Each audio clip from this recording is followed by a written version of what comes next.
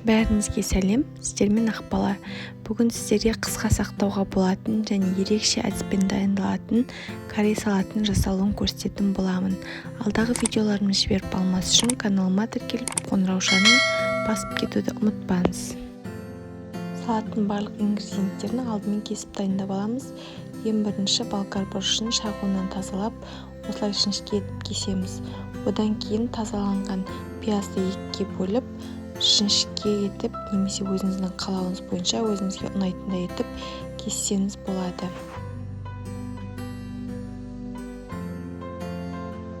Одан кейін қызанақты осылай екіге бөліп, артық жерін кесіп алып тастаймыз.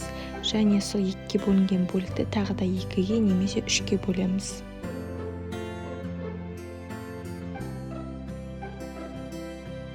Одан кейін қиярды осылай екі шетін кесіп алып тастап, тым қатты жіңішке немесе тым қатты жуан етпей, орташа қалыңдықта тураймыз. Сәбізді корей салатын жасайтын үккіш болса содан өткізуге болады, немесе мен сияқты осылай жіңішке етіп кессеңіз де болады. Ең соңынан жақсылап тазалап жуылған ас көкті және де чили бұрышын турайтын боламыз. Ас көкті де чили бұрышында осылай жіңішкелеп уақтап кесеміз.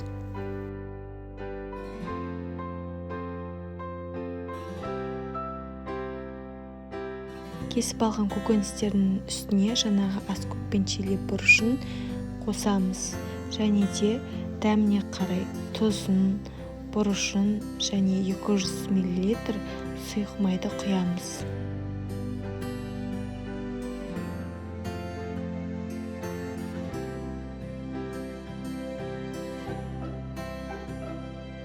Содан соң барлығын жақсылап араластырамыз.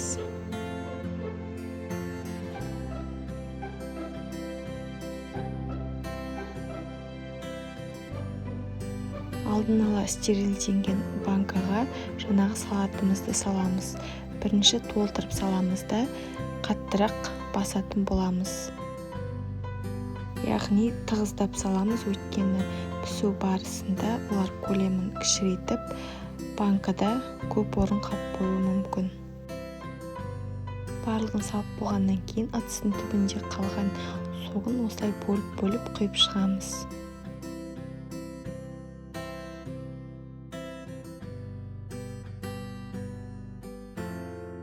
Енді кезекте кастрөлдің түбіне осындай орамал немесе мата төсеп, ішіне салқын суды түбінде құямыз да банкамызды орналастырып шығамыз.